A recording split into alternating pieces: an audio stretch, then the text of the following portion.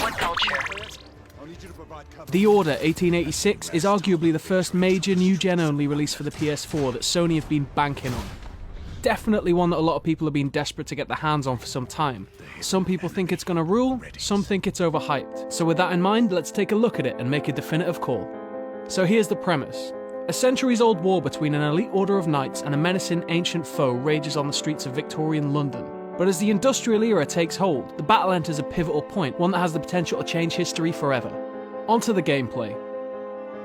Okay, so straight off the bat, there's no arguing about it. The game looks incredible, probably better than any game we've ever played. On top of that, the game manages to look and feel like a film.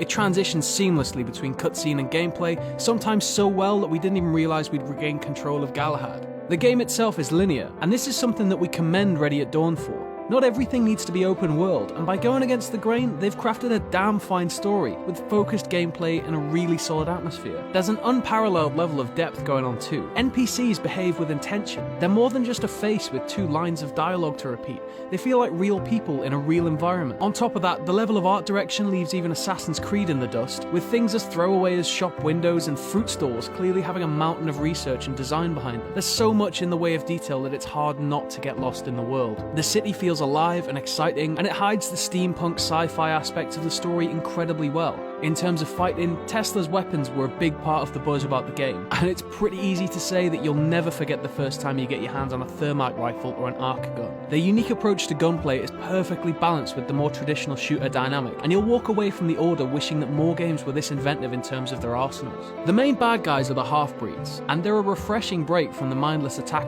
bad guys we've become accustomed to in shooters. They bide their time, they use their environment to their advantage, and they make light work of you if you're unprepared. A lot of people were also concerned about the game relying heavily on QuickTime events and it being too short. Firstly, there's no reliance on QuickTime events. We don't know where this came from. They use sparingly in tense moments or during transitional scenes. Second, quality, not quantity. Come on, people. The story may not be as long as we'd hoped, but in all seriousness, it doesn't need to be. It runs its course, and it does it on its own time. It's a good thing, but while the game is an astonishing achievement, there are a few things we think that if addressed would push the game to perfection.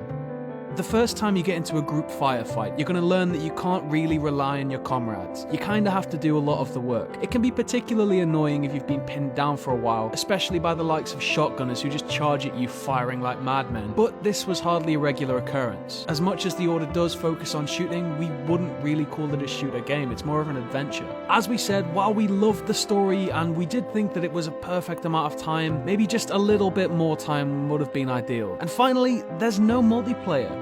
This was the only thing we felt really let the game down. We're not talking death matches or more traditional shooter online modes, we just feel it would be awesome to traverse some of the chapters as a duo, particularly on the split up and flush out the enemy style missions. In summary, the Order delivers on all fronts. It's stunningly beautiful, the world's very detailed, but we feel that had there been an extra bit of time with the characters, as well as a multiplayer option, the Order 1886 would have been perfect. If you're a fan of third-person shooters and deep narrative, this is a game you definitely have to check out. Those whose tastes lie more in the run-and-gun, first-person, mow-down, everything-you-see club may not get as much out of it, so we're giving the Order 1886 a solid 8 out of 10.